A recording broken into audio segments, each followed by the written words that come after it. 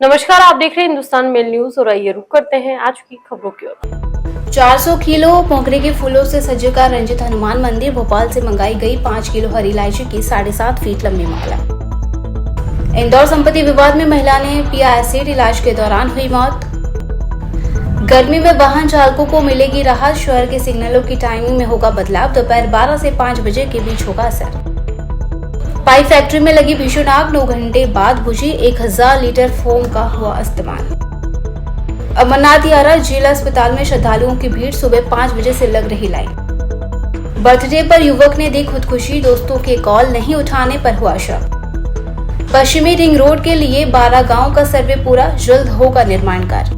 इंदौर के रंजीत हनुमान मंदिर में हनुमान जन्मोत्सव का पर्व बड़े ही धूमधाम के साथ मनाया जाएगा। मंदिर परिसर में ब्रजधाम का दृश्य बनाया जा रहा है। 15 से ज्यादा कलाकार इसे तैयार कर रहे हैं। खास बात यह है कि हनुमान जन्मोत्सव पर भोपाल से 7.5 फीट की इलायची की माला आएगी। इसके साथ ही मथुरा से बाबा की खास पोशाक भी तैयार कराई गई है। शनिवार 12 अप्रैल को हनुमान जन्मोत्सव मनाया जाएगा। इंदौर के रंजित हनुमान मंदिर में खास तैयारियां की जा रही है। मंदिर को इस बार भी खास थीम पर सजाया गया है। 11 अप्रैल की रात 10 बजे भगवान का अभिषेक होगा और फिर रात 3:30 बजे तक श्रृंगार किया जाएगा। सुबह 6 बजे जन्मोत्सव की आरती होगी। मंगलवार और शनिवार को मंदिर में भारी भीड़ रहती है, इसलिए व्यवस्थाएं पूरी कर ली गई है। मध्य प्रदेश के मालवांचल में गर्मी का प्रकोप लगातार बढ़ रहा है। सूर्य पूरी तरह से अपने तेवर दिखा रहा है, जिसके चलते पारा 40 से अधिक पहुंच रहा है। इसी को ध्यान में रखते हुए अब शहर के कई चौराहों पर लगे हुए सिग्नलों की टाइमिंग में परिवर्तन किया जाएगा, ताकि सिग्नल पर खड़े होने वाले वाहन चालकों को गर्मी से ज्यादा देर तक खड़े रहना ना पड़े। एडिशनल डीसीपी अरविंद तिवारी ने बताया कि शहर के 68 सिग्नलों से 18 से 20 बड़े सिग्नलों की टाइमिंग में गर्मी को देखते हुए बदलाव किया गया है। दोपहर 11 बजे से शाम 5 बजे तक सिग्नल टाइम थोड़ा कम किया जाएगा, ताकि वाहन चालकों को लंबे समय तक रुकना ना पड़े।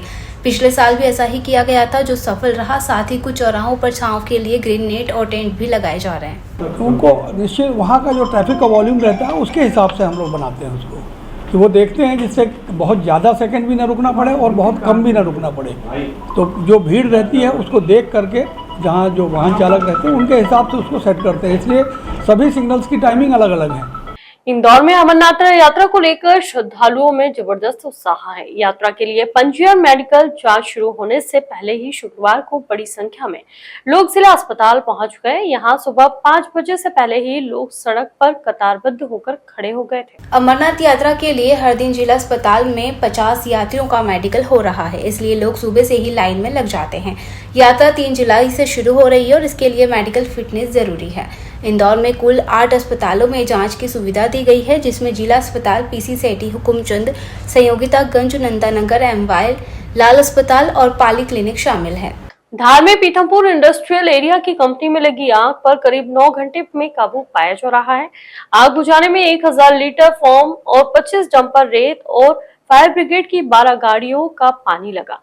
आसपास की फैक्ट्रियों को लपेटों से बचाने के लिए जेसीबी का इस्तेमाल, मिट्टी रेत की दीवार बनाई गई थी। एसडीएम प्रमोद गुर्जर ने बताया कि सीक्रेट पाइप कंपनी में गुरुवार शुक्रवार की रात करीब 2:30 बजे आग लग गई। प्लास्टिक का कच्चा माल होने से आग तेजी से फैली और 2 क्रेन भी जल गई। आग बुझाने में 70 फायर फाइटर, 150 से ज्यादा नगर पालिका कर्मचारी और एसडीआरएफ की टीम जुटी रही। सुबह करीब 11:30 बजे आग पर काबू पाया गया। जनहानि की कोई सूचना नहीं है। पश्चिमी रिंग रोड का रास्ता साफ होता जा रहा है। जिला प्रशासन और नेशनल हाईवे की टीम ने हाथों तहसील के 12 गांवों का सर्वे पूरा कर लिया है। वहीं बड़ी बात यह है कि गुरुवार को आखिरी दिन कोई भी विरोध सामने नहीं आया।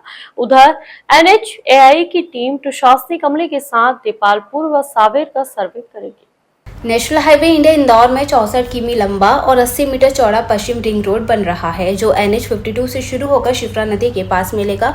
इसमें 2 बड़े और 30 छोटे पुल, 3 रेल ओवरब्रिज बनेंगे। 600 हेक्टेयर जमीन का अधिग्रहण होगा, जिसमें से 550 हेक्टेयर निजी है। हाथों तहसील के 12 गांव में सर्वे हो गया है और 22 किमी का रास्ता साफ हो चुका है। शुरुआती विरोध के बाद गुरुवार को 6.5 किलोमीटर का सर्वे शांतिपूर्वक हुआ। अब एसडीओ भू अर्जुन की प्रक्रिया की तैयारी कर रहे हैं। इंदौर में गुरुवार को खुदकुशी के 3 मामले सामने आए हैं। बाणगंगा क्षेत्र में संपत्ति विवाद में महिला ने एसिड पीकर अपनी जान दे दी, जबकि 2 अन्य महिलाओं ने घरेलू कलह और मानसिक तनाव के चलते फांसी लगाकर खुदकुशी कर ली। वाणगंगा इलाके में रहने वाली कल्पना यादव ने पारिवारिक विवाद के चलते बुधवार को कथित रूप से एसिड पी लिया। उन्हें तुरंत एम्बा अस्पताल में ले जाया गया, जहां गुरुवार देर रात उनकी मौत हो गई। बेटे कुणाल के मुताबिक मकान को लेकर ताऊ से विवाद चल रहा था। इसी बात पर कहासुनी के बाद मां ने कदम उठाया। मृतका के 2 बेटे हैं और पति ठेकेदार है। इंदौर के गणेश नगर इलाके में रहने वाले 22 वर्षीय युवक आशीष बघेल ने अपने जन्मदिन के दिन ही फांसी लगाकर अपनी जीवन लीला समाप्त कर ली।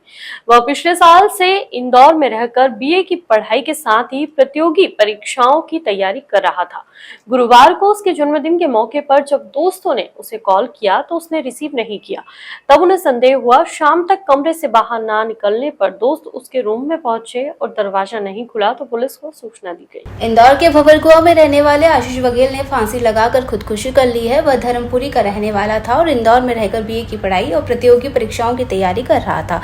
घटना के वक्त वह अकेला था। कमरे में एक सुसाइड नोट मिला है, जिसमें उसने अपनी परेशानियों का जिक्र किया है। पुलिस ने मामला दर्ज कर जांच शुरू कर दी है और परिवार को सूचना दे दी है।